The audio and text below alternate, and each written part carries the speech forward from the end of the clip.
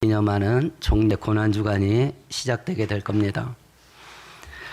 예수님께서 왜 십자가에 죽으셔야 했는가, 그리고 그 십자가가 우리에게 어떤 의미가 있는가 하는 것을 이제 오늘 성경을 통해서 살펴보게 될 텐데요. 신약 성경을 요약해라 라고 하면 예수님과 죄인의 구원하심, 이걸로 요약될 수 있을 겁니다. 우리가 흔히 전도할 때 예수 믿어라 라고 전도를 합니다. 예수에 대해서 무엇을 믿어야 되냐? 예수 믿으면 구원받는다. 그러면 예수님에 대해서 무엇을 믿어야 구원을 받을 수 있는가 라고 하는 겁니다. 두 가지를 믿는 겁니다. 첫 번째는 예수님이 어떤 분인가, 예수님의 신분, 마태복음 16장 16절 주는 그리스도시요 살아계신 하나님의 아들입니다. 이걸 믿으면 삽니다. 예수님은 첫 번째 주인입니다. 온 우주의 주인입니다. 두 번째 그리스도 구원자입니다. 예수님만 나를 구원할 수 있습니다. 세 번째 예수님은 하나님 아들 곧 하나님 본인이셔요. 예수님의 신분이 무엇인가를 믿어야 됩니다. 두 번째는 로마에서 말한 것 같이 예수님의 행한 일, 우리를 위해서 십자가에 죽으시고 사흘 만에 부활하셨다. 이걸 믿으면 진짜 삽니다. 이걸 믿으면. 그럼 구원의 은혜가 뭐냐? 구원의 은혜라는 보물 상자의 뚜껑을 열면 보물이 세 가지가 있습니다. 그 3종 세트가 구원의 은혜입니다. 첫 번째는 영원히 지옥의 형벌을 받을 수밖에 없는 죄를 용서하시는 겁니다. 두 번째 보물은 우리의 신분이 죄인에서 하나님 자녀로 바뀌는 겁니다. 세 번째는 하나님 자녀니까 하나님 아버지의 유산을 상속받습니다. 그 유산이 뭐냐면 천국입니다. 이게 구원의 은혜예요. 이게 성경은 우리가 이 땅 살아가는 동안에 우리에게 있어서 가장 심각한 문제가 뭐냐? 지금 전 세계는 가장 중요한 문제를 경제 문제라고 생각하게 만들어요. 돈 문제다, 돈 문제. 먹고 사는 문제가 제일 심각하다. 막 거기에 목숨을 걸어요. 근데 성경은 뭐라고 말하냐면 우리가 이 땅 인간 세상 속에 살면서 가장 중요한 문제가 뭐냐면 죄 문제라 그래요. 죄 문제라 그럽니다. 세상은 이제 주님 재림의 때가 가까우면 가까울수록요, 성경은 뭐라고 말하냐면 죄가 흉악해진답니다. 과거에는 누가 누구 죽였대 이러면 어떻게 사람이 사람을 죽인대 이랬습니다. 지금은 곱게 목 잘라 죽이면 이건 사건도 아니요. 그리고 하나 죽여도 사건도 아니야. 여러 명을 토막내야 돼. 죄가 점점 흉악해져. 그리고 폭증합니다. 그러면 죄가 하찮아져요. 죄가 일상적이 돼요. 사기를 쳐도 1, 2억은 이건 사기도 아니야. 수백억은 해먹어야 돼. 어제 이제 다음 주에 이제 세례식이 있어서 학생의 아이들 2명을 세례 교육을 시켰습니다. 이 죄의 심각성을 가르치면서 너희들 학교에서 성교육 받냐? 받는데요. 동성애에 대해서 뭐라고 받냐? 그랬더니 존중해줘야 된다고 배웠대. 이제 중학생이에요. 근데 초등학교도 가르칩니다. 존중해줘야 된대. 그건 죄가 아니기 때문에 해도 된다고 가르쳤대. 뻑이 가는 겁니다. 차별금지법 통과되면 어떤 일이 벌어질지 알죠? 미국에서 통과됐습니다. 미국에서는 유치원에서 가르쳤나 봐. 그러니까 기독교 부모가 쫓아가서 화딱지가 나가지고 아니 왜 내 자식한테 이거 가르치냐, 동성애를 가르치냐, 동성애 자세까지 가르쳐줬대. 그러니까 막 기독교 부모가 막 뚜껑이 열린 거예요. 항의를 했어. 학교에서 어떻게 했는지 아세요? 경찰에 신고해버렸어. 그 자리에서 체포됐어요. 학부모가. 동성애를 합법인데 그걸 죄라고 비난했다고 체포돼 갔다니까. 하나님께서 가증하게 여기는 죄를 세상 나라는 가면 갈수록 합법화 시킬 겁니다. 인권 보호, 개인의 자유를 보호, 사생활 보호, 이런 꿀을 발라가지고 죄에다가 꿀을 발라놓는다니까. 그리고 합법화 시킬 거예요. 법이 통과되면 사람의 의식이 바뀌어요. 어떻게 바뀌냐? 해도 된대. 이렇게 바뀌어버려요. 절대로 하면 안 된다고 생각했던 것이 법이 만들어지면 이제 해도 돼. 이렇게 바뀌는 거예요. 이렇게. 이제 우리가 이런 시대에 살고 있어요. 이제 19살 된 아이가 이제 청소년 범죄를 다루는 그 프로그램을 봤는데 벌써 전과 20범이야. 그 기자가 물었어요. 너 어떻게 하다 그 나이에 그렇게 됐냐? 그러니까 어린 나이에 도둑질을 하고 죄를 졌는데 나이 어리다고 풀어줬다는 거야. 그러니까 얘 마음속에 나는 죄를 져도 벌을 안 받아. 이 생각이 딱 들어간 거예요. 그러니까 죄 짓는데 용감해진 거야. 근데 세상은 점점 죄에 대해서 무감각해지게 만듭니다. 죄를 하찮게 여기게 만들어요. 근데 성경은 죄가 무서운 거다. 이렇게 가르칩니다. 죄가 이렇게 폭발하고 흉악해지게 폭증되는 것을 바라보면서 마음의 경각심이 좀 있는지 모르겠습니다. 마음의 경각심이. 오늘 성경을 살펴볼 때 왜 하나님께서 죄가 무서운 거라고 말하는지 그걸 바로 깨닫고 이 악한 시대 속에서 죄와 싸우면서 이기며 사는 거룩한 백성 되기를 축원드리겠습니다. 죄가 왜 무서운가 하는 것을 보십시다. 첫 번째가 오늘 본문 1절인데요. 같이 읽어보십시다. 어리석은 자는 그 마음에 이르기를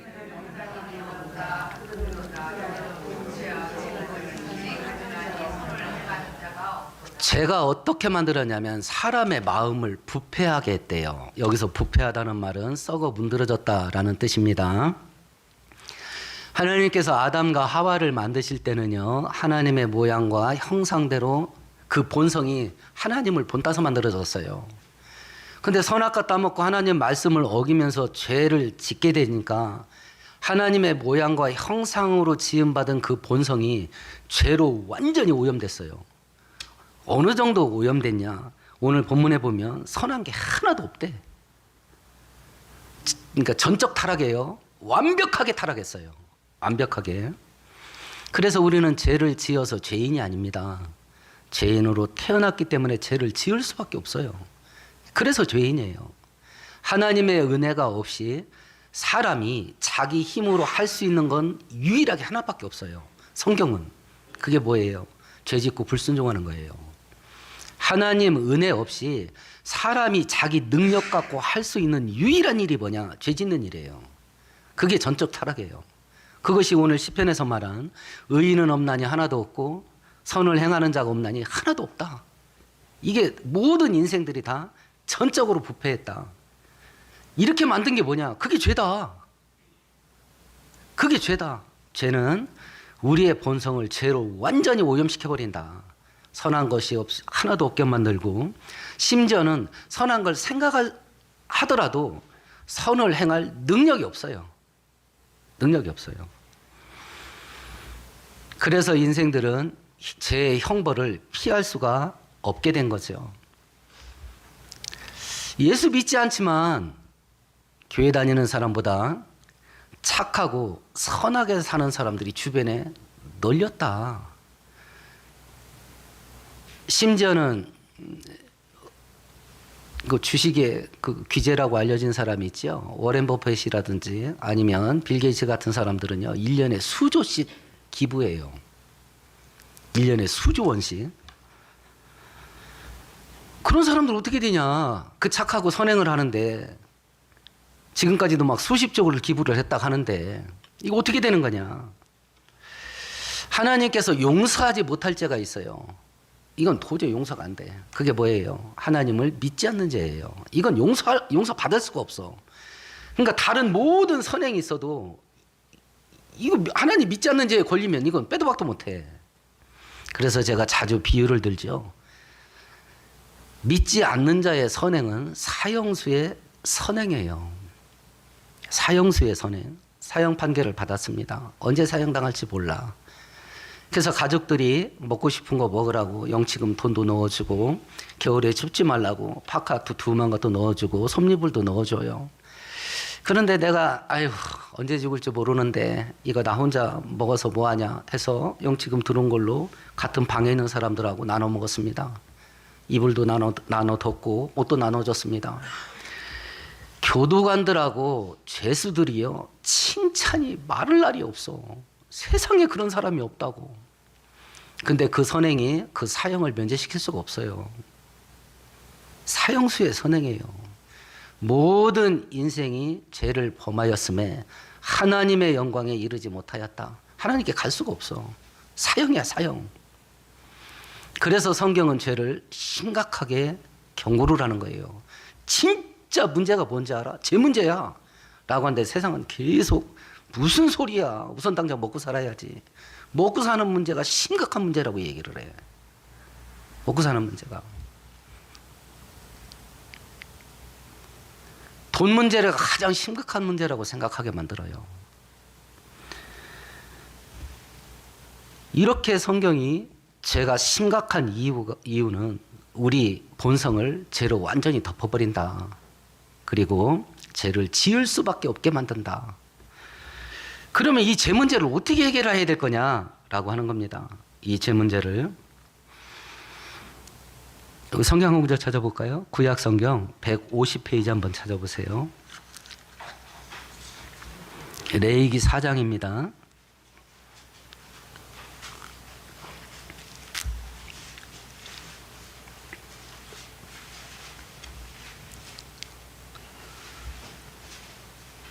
(32절) (33절) 같이 읽습니다. 그가 만일 어린 양을 속죄 제물로 가져오려거든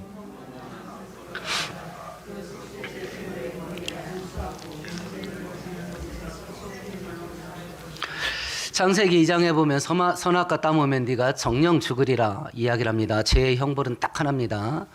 사형밖에 없습니다. 죽는 것밖에는 죄값을 치를 게 없어요. 그 원리를 하나님께서 속죄 제사를 드리는 걸 통해서 이스라엘 백성들에게 구약시대 수천 년 동안 가르쳐 줬어요.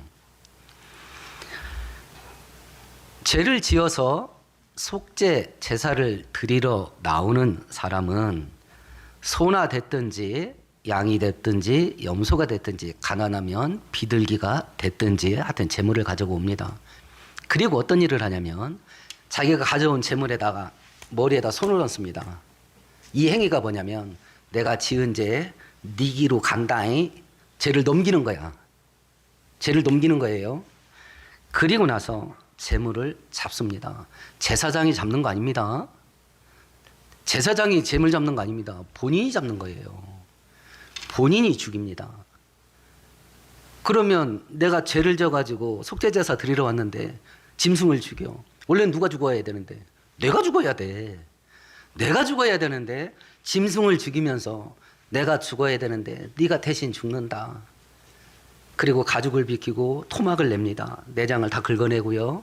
하나님께 바치도록 명령받은 부위를 제사장에게 줍니다. 그럼 제사장은 그거 받아가지고 번제단 위에다 태우는 게 제사장 역할이야. 토막 내고 자르고 가죽 뺏기고 죽이고 피 받고 하는 이 모든 일은요. 죄 지은 사람이 하는 겁니다. 이걸 반복하게 하면서 하나님께서 의도했던 게 뭐냐면 죄를 지으면 반드시 죽어야 된다. 죽는 거 외에는 죄 문제를 해결할 길이 없다. 이걸 알게 하심이고요. 두 번째는 내가 살려면 나 대신 재물이 죽어야 된다. 그걸 알게 하심이에요. 죄를 지면 반드시 죽어야 된다. 그걸 알게 해서 죄 짓는 걸 두려워하게 만들기 위해서 이 짐승을 죽이는 속죄 제사를 하나님이 드리게 하셨던 거예요. 그런데 이스라엘 백성들이 시간이 점점 흘러가면서 죄를 지었을 때 짐승을 대신 죽이는 요것 가지고 죄를 용서 안 받게 하나님이 배려를 했는데 이걸 악용을 해. 이걸 어떻게 악용을 하냐면 구약 성경 맨 끝에 있는 성경 말라기서 한번 보십시다. 말라기서 1장입니다.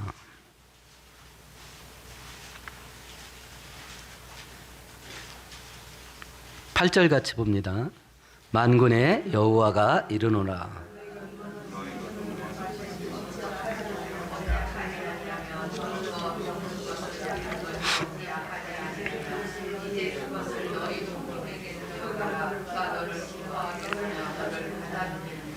이 제사를 이스라엘 백성들이 어떻게 악용을 하냐면요. 그 1장에 보면 또 이런 얘기가 있습니다. 제사장이 제사를 드리면서 과정이 왜 이렇게 번잡스럽냐. 절차가 복잡해. 그러니까 그걸 귀찮아해. 과정이 왜 이렇게 번잡스럽냐. 그러면서 8절 어떻게 제사 드리냐면 멀쩡한 거 제사 드리려니까 아까워. 그거 내다 팔면 돈이 얼만데. 상품 가치가 없는 거, 쓸모없는 거, 그걸 제물로 바쳐. 그걸로 제물로 바쳐. 그걸 누구한테 선물로 주면 상대방이 모욕을 당했다고 자존심 상해할 만한 것들을 하나님께 바쳐. 그러니까 하나님께서 10절에 보니까 야야 니네 중에 누가 성전 문을 때려 닫았으면 좋겠다. 내가 그런 제사 징그럽다 징그러. 이렇게 하셨거든요. 우리 예배가 그런 예배면 어떻게 돼요? 빨리 한탕 치고 가자고. 빨리 한탕 치고 가자. 짐승 잡아서 속죄제사 드렸으니 됐어. 죄를 하나님이 용서하는 게 아니라 지가 지 죄를 용서해. 이 정도면 됐지. 자기 죄를 자기가 용서해버려.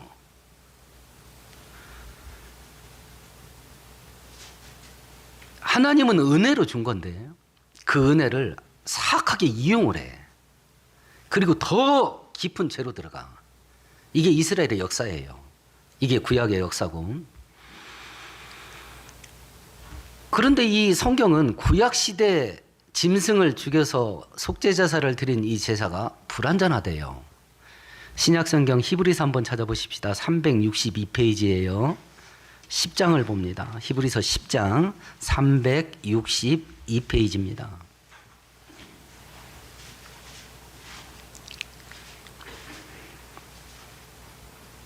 3절 4절 같이 읽어봐요. 그러나 이 제사들에는 해마다 죄를 기억하게 하는 것이 있나니.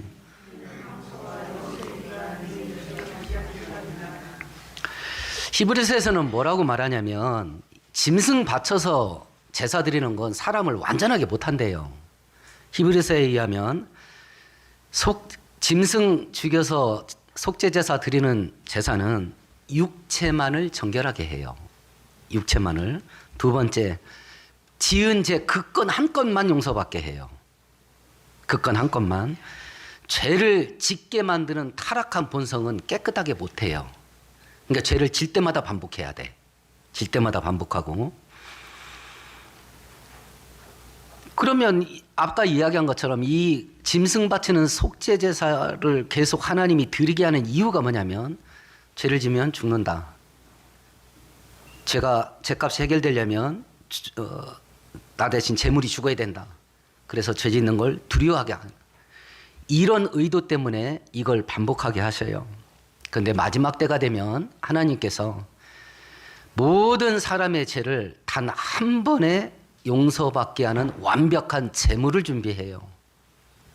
요한복음에 보면 세례 요한이 예수님이 지나갈 때 뭐라고 말하냐면 보라 세상 죄를 짊어지고 가는 하나님의 어린 양이다. 예수님이 속죄제물로 이 땅에 오셨다 그래요.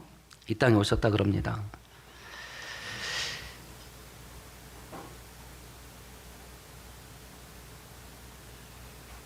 예수님이 이 땅에 오셔서 자기가 속죄됨을 돼서 죄를 진 사람들의 죄를 넘겨받아야 되는데 이 행위를 뭘로 보냐면 예수님이 세례 요한에게 세례받잖아요. 근데 마가복음 1장에 보면 세례 요한의 세례 이름이 뭐냐면 죄 사함을 받게 하는 세례 이렇게 돼 있어요. 예수님은 죄인이 아니죠. 본인은 죄가 없습니다. 그런데 죄인이 받는 세례를 받아요. 이걸 구약의 속죄제물에게 안수해서 내 죄를 네 귀로 넘긴다 라고 하는 그걸로 봐요. 이 세례식을. 모든 사람들의 죄를 공개적으로 떠안고 이제 그날부터 구원자 사역을 시작을 하시는 겁니다. 그러면 이 하나님이신 예수님이 사람으로 이 땅에 오셔서 십자가에서 죽게 되는 의미가 뭐냐? 의미가 뭐냐? 첫 번째는 하나님의 공의를 만족시키는 겁니다. 하나님의 공의가 뭐예요? 죄에 대한 하나님의 법이 뭡니까? 선악과를 따먹으면 반드시 죽으리라. 죄를 지면 죽는 게 하나님이 세운 법이에요. 모든 사람이 죄를 범했습니다. 그러면 모든 사람들은 한 번 죽는 것은 정해진 것이요 그 이후에는 심판이 있으리라. 하나님의 법이에요. 하나님의 법. 그 십자가는 죄인이 못 박혀 죽는 겁니다. 죽는 겁니다. 하나님의 법대로 가는 거예요. 근데 성경은 특별히 요한복음 3장 16절 하나님이 세상을 이처럼 사랑하사 독생자를 주셨으니 이는 누구든지 저를 믿는 자마다 멸망치 않고 영생을 얻게 하심이라. 이렇게 죄로 푹신 썩어 문드러진 세상을 하나님이 어떻게 했대요? 사랑했대요. 그래서 살리고 싶어. 근데 하나님의 법이 있어. 죄지면 다 죽어야 돼. 하나님의 공의와 법대로 가야 되는 하나님의 법과 하나님의 사랑이 있습니다. 이 두 개는 둘 중에 하나를 선택하면 다른 하나는 어떻게 돼요? 무시해야 돼. 법대로 가자. 그러면 다 죽어야 돼. 사랑이 끼어들 여지가 없어. 그냥 아이고 사랑, 야 살려. 그러면 하나님의 법이 어떻게 돼요? 이게 무너지지. 이 두 개를 다 만족시키는 게 십자가예요. 하나님의 해결책이 뭐냐면 하나님이신 예수님이 사람으로 태어나서 사람이 짊어질 죄값을 다 짊어지고 사람으로 죽으면 죄값 치렀잖아. 그런데 정작 사람들이 본인들이 죽은 건 아니잖아. 예수님이 대신 죽은 거잖아. 하나님의 공의와 하나님의 사랑이 만났어요. 그게 어디냐면 십자가야. 이게 십자가의 의미예요. 이 세상에서 이 두 개는 만날 수 있어요, 없어요? 못 만나요. 지금 막 수많은 정치인들 재판 벌어지잖아요. 이 두 개는 만날 수가 없어. 죄를 졌는데 무죄하면 법이 무너진 거야. 법이 무너진 거잖아요. 법대로 가면 형편 봐주는 건 없어. 세상에서는 이게 만날 수가 없어요. 근데 유일하게 한 번 만난 적이 있어요. 그게 십자가예요.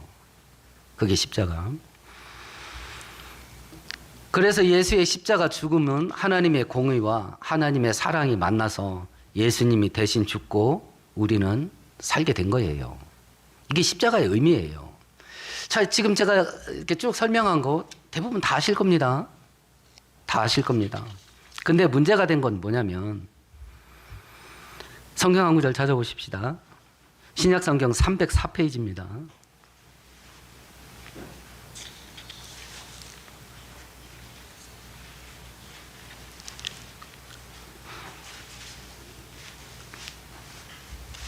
갈라디아서 2장 20절입니다. 같이 읽습니다. 내가 그리스도와 함께 십자가에 못 박혔나니.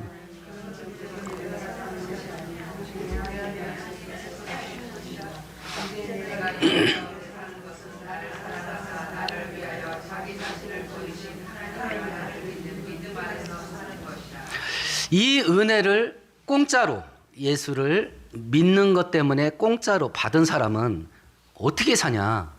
어떻게 사냐? 나는 이제 내 인생 나를 위해서 안 산다. 나는 이제 예수님을 위해서 산다. 이 은혜를 받은 자의 합당한 반응, 이게 이거거든요. 자, 지금 제가 십자가의 의미에 대해서 왜 하나님이신 예수님이 이 땅에 사람으로 오셔서 죽을 수밖에 없는가 하는 걸 쭉 설명을 했습니다. 다 아는 소리야. 다 아는 소리야. 그러면 이제 마지막 질문이 남았어요. 갈라디아서 2장 20절의 결단이 지금 나한테 이게 효력이 발생하고 있냐? 지금 내가 인생을 하루하루 살아가는데 하루하루 살아가는 내 인생의 방향이 갈라디아서 2장 20절과 같은 방향이냐? 나 잘 모르겠는데 생각 안 해봐서. 그러면 한번 던져보는 겁니다. 지금 나로 하여금 무언가를 생각하게 만들고 무언가를 선택하게 만들고 무언가를 결정하게 만들고 무언가를 행동하게 만드는 게 뭐냐? 그게 뭐예요? 내 욕심, 내 목표, 내 소원, 내 뜻, 내 의지, 나의 기쁨, 나의 즐거움, 돈, 성공과 출세, 즐기면서 사는 거. 이런 것들이냐. 이런 것들이 복합적으로 작동해가지고, 아, 이게 좋아. 아, 이리 가자. 아, 이리 가자고. 행동을 결정을 하는 거냐. 아니면 어떻게 해야 내가 어떤 걸 선택하고 어떤 행동을 하고 어떤 결정을 해야 성경적으로 맞는 거냐. 내가 대체 어떻게 사냐. 이 문제예요. 이 문제. 성경은 하나님과 동행은 매 순간순간만 하는 겁니다. 지금 제가 했던 이 질문과 이 비교를 매일 본인이 본인에게 해야 돼. 안 그러면 기독교인의 삶을 살 수가 없어요. 이걸 매일 본인이 본인에게 점검해야 된다니까. 내가 무엇인가 선택하려고 그래. 이걸 선택하게 한 그 생각이 어디서 온 거야 대체? 나를 위해서 한 거야? 아니면 성경에서 온 거야? 하나님을 위한 거야? 본인이 본인에게 물어봐야 돼. 돈을 벌어도 나는 하나님께 헌금 많이 하기 위해서 돈을 벌어서 부자가 돼야 되겠습니까? 되겠습니다. 이게 돈 버는 목적이냐? 아니면 나와 내 자식들 편하고 재밌고 즐기면서 살자. 이게 돈 버는 목적이냐? 돈을 벌려가는 것 자체는 죄가 아니에요. 왜 벌려가냐에 따라서 정욕적이 될 수도 있고 하나님의 영광을 위한 것이 될 수도 있어요.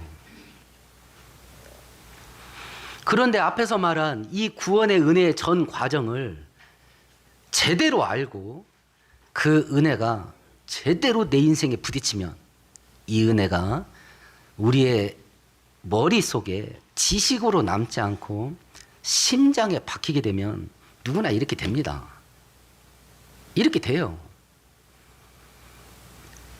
하나님이신 예수님이 십자가 짊어진 이 일련의 과정들이 단순히 지식으로 지금 내가 알고 있나 아니면 그것이 내 심장에 박혀 있냐 이게 문제예요.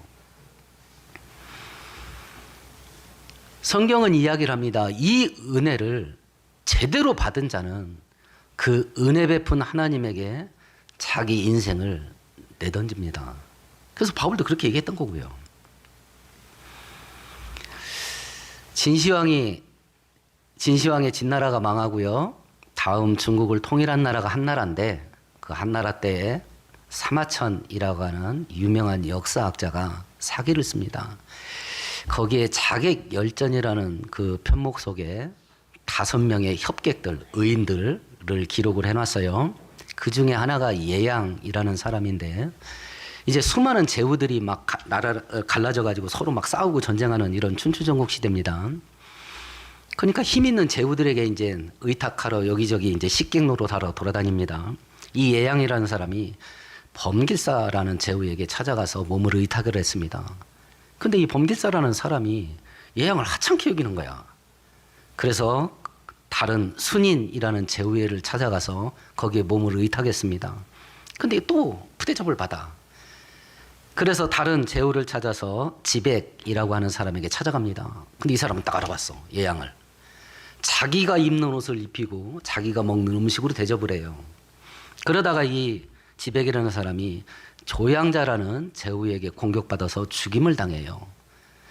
이 전투의 혼란 속에 예양이 겨우 도망가가지고 살아남습니다. 그리고 그 다음부터 자기가 주군으로 섬겼던 지백의 원수를 갚으려고 때를 노리는 거예요. 1차 암살을 시도를 했습니다. 실패를 하고 체포됐어요. 네가 왜 나를 죽이려고 하냐? 내용을 쭉 들으니까 조양자가 대단한 사람이야. 내 신하가 될 수 없겠냐? 그러니까 난 죽어도 안 못한다 그거. 근데 그 사람의 의기를 기특하게 여기서 풀어줘요. 신하들은 다 죽이자 하는데 그 살려줍니다. 근데 이 예양이 2번째 암살을 또 시도를 해요. 또 실패하고 체포당합니다. 그러니까 이 조양자가 물어봅니다. 야, 너는 왜 나만 갖고 그래? 그럽니다. 네가 주인으로 섬긴 사람이 벌써 3사람이나 되잖아. 근데 왜 집에 원수만 갖겠다고 이러냐? 그러니까 뭐라고 말하냐면 2000년 동안 수많은 사람 입에 오르내렸던 말을 예양이라는 사람이 해요. 여자는 자기를 알아주는 남자를 위해서 화장을 하고 남자는 자기를 알아주는 자를 위해서 죽는다. 이 말을 해요. 그러니까 조양자가 아까워 죽겠는 거야. 야, 나 좀 섬겨라. 그러니까 죽어도 안 한대. 네가 사형을 당하면 너가 명예가 더러워지는 것이니 내가 칼을 줄 테니 자결을 해라. 근데 그 칼을 받고 예양이 뭐라고 말하냐면 조양자에게 부탁을 해요. 내가 이렇게 죽으면 내 죽은 얼굴 보는 게 면목이 안 선다. 그러니까 당신의 옷에라도 칼질을 좀 하게 해주라. 그러니까 조양자가 옷을 벗어줘요. 거기다 크게 3번 칼질을 하고 이제 죽어도 내 죽은 얼굴 볼 면목이 있다면서 웃으면서 자살을 해요. 세상 나라에서도 이런 일은 있습니다. 근데 성경이 우리들에게 얘기하는 게 이겁니다. 은혜를 받은 자가 그 은혜를 심장에 간직하게 되면 은혜를 베푼 자에게 인생을 내던지게 돼요. 근데 하나님께서 그걸 요구하신 것은 그렇게 우리의 인생이 변화될 때 우리의 인생이 가장 복되게 돼요. 그게. 그래서 하라는 거거든. 그리고 하나님께서 먼저 나한테 잘해봐 하고 하는 것 보고 복을 준 게 아니라 먼저 은혜부터 줬잖아. 로마서에서 뭐라고 말하냐면 우리가 죄인 되었을 때에 하나님께서 그 아들을 우리를 위하여 내어주심으로 우리를 향한 자기의 사랑을 확증하셨느니라. 하나님이 우리를 사랑하기 때문에 주신 최고의 축복이 뭐냐면 구원의 은혜예요. 근데 우리들은 당신이 나 사랑한다고? 그러면 나에게 돈을 주는 것으로 나를 사랑하는 걸 증명해봐. 이렇게 들이대는 거야. 그러니까 환장하는 거지. 하나님은 우리 사랑한다고 말하면 나를 사랑합니까? 그러면 나를 성공시켜주는 것으로 나를 사랑하는 걸 증명해 주세요. 이러고 들이대거든요. 그러니까 신앙의 엇박자야. 하나님의 가장 귀하게 여기는 것과 내가 좋다고 하는 게 이게 맞아 떨어지질 않아. 여기서 인생은 고달퍼진다. 여기서 인생이 고달퍼진다. 여기에서. 십자가에 못 박을 것 중에 하나가 내 생각이야.